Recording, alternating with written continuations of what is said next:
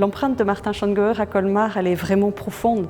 C'est un artiste qui est colmarien, c'est un artiste qui a travaillé à Colmar, qui a vécu à Colmar, mais étonnamment, on sait peu de choses de lui. Donc je trouve que c'est assez intéressant d'aller à sa recherche et d'essayer de trouver qui était cet homme et de chercher qu'est-ce qu'il a pu faire.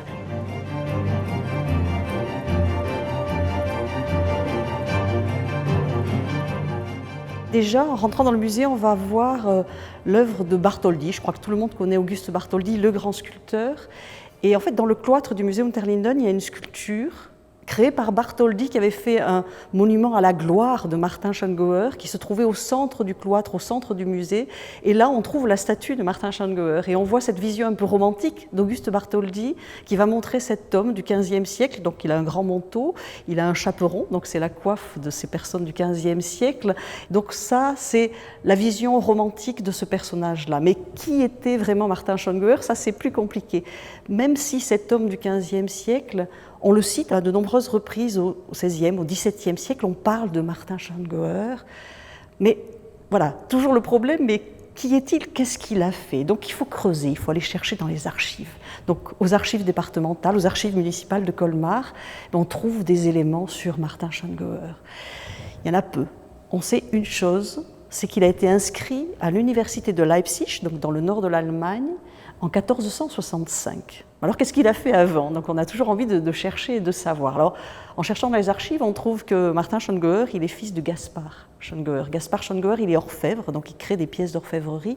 Il est orfèvre à Colmar. Il est bourgeois de la ville de Colmar, il est membre du conseil de la ville de Colmar en 1445. Donc on pense que cet homme est arrivé d'Augsbourg, qui est sa ville natale, à Colmar dans les années 1440. Et cet homme, cet orfèvre, va avoir 5 fils. Donc Martin Schongauer, il a 4 frères.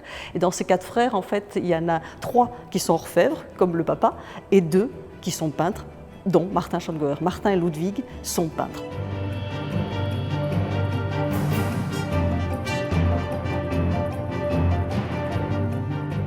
À la fin du XVe siècle, Colmar a presque 7000 habitants. C'est une ville où il y a une foire annuelle, où on fait beaucoup de commerce. On va exporter le vin d'Alsace, on fait venir, et il y a les marchés autour des draps de Malines qu'on va exporter à partir de la place de Colmar. C'est une ville où il y a beaucoup d'établissements religieux, où il y a les seigneurs qui sont proches, donc il y a des commandes nombreuses. Donc la famille de Schongauer s'installe là parce qu'il y a des commandes et qu'il y a du travail. Donc ça, on le sait.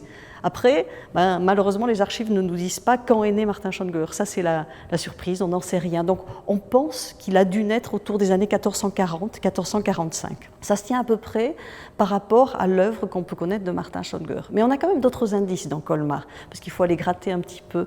Si vous allez vous promener dans Colmar, si vous allez vous promener dans la rue des Marchands, et il y a une rue à Colmar qui s'appelle la rue Schongauer, tout simplement parce que là, il y a sa maison. Et vous pouvez voir la maison où a habité, a peut-être travaillé Martin Schongauer. Et puis, il est nommé dans les archives comme ayant 2 maisons. Il y a aussi une maison dans sa famille qui est dans la rue des Marchands. Donc ça, c'est intéressant. Il faut lever les yeux, regarder un petit peu dans Colmar pour voir les traces de Martin Schongauer. Et puis, évidemment, il faut à nouveau revenir au musée pour voir les œuvres. Parce que finalement, on n'a pas d'autres éléments sur sa vie. Alors sa vie, on l'a imaginée. Mais imaginée à partir d'œuvres qu'il a pu peindre, qu'il a pu graver, qu'il a pu dessiner. Et donc ce que l'on pense, c'est que Martin Schongauer, donc né à Colmar, il va se former à Colmar d'abord chez son père, ce qui paraît logique. Il est orfèvre, donc il va apprendre le travail de la gravure, de la précision chez son père. Et puis son voisin, c'est Gaspard Eisenman, qui a sa maison rue des Marchands. On pense donc qu'il a été travaillé chez Gaspard Eisenman. Et puis après, à cette époque-là, on voyage beaucoup. Donc a priori, le jeune Martin Schongauer, qui a travaillé chez son père, chez Gaspard Eisenman, va voyager. On pense qu'il a été à Augsbourg, où se trouvait le reste de sa famille. Son oncle est toujours à Augsbourg. Et puis après, là, on en est presque sûr. On pense qu'il a été à Nuremberg, qui est la grande ville pour tout ce qui est artistique, où vont beaucoup d'artistes. Et là, il va travailler chez un peintre qui s'appelle Hans Pledenwurf, qui a un immense atelier, qui va former beaucoup d'artistes. Et là, on en a des preuves, des indices plutôt, parce que dans l'œuvre de Martin Schongauer, on retrouve des éléments qui ressemblent à des œuvres de Hans Pledenwurf. Donc on se dit, il a dû aller là. Après, il va à Leipzig. Et puis après, on a encore cherché qu'est-ce qu'il a pu faire.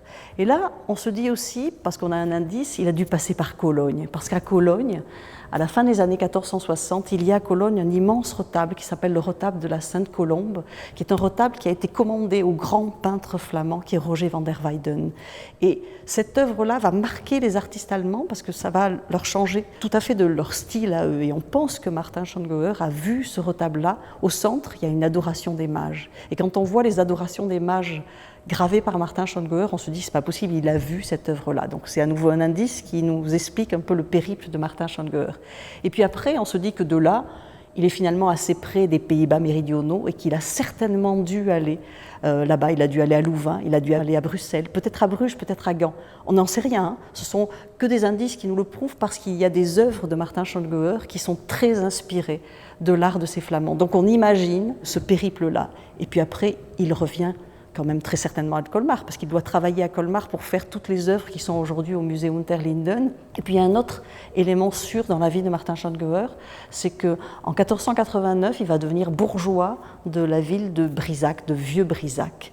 Il est bourgeois parce qu'en fait on lui a commandé un de ses grands chefs-d'œuvre qui sont les peintures murales de l'église de Vieux-Brisac. Et en fait, il va finir sa vie là-bas. En 1491, Martin Schongauer meurt, très certainement pendant l'épidémie de peste qui va décimer une grande partie de la population de Brisac. C'est les seuls éléments finalement tangibles de la vie de Martin Schongauer, on en a peu, mais ces œuvres nous permettent de reconstituer l'itinéraire d'un de ces artistes nomades, comme il en existait beaucoup à la fin du XVe siècle.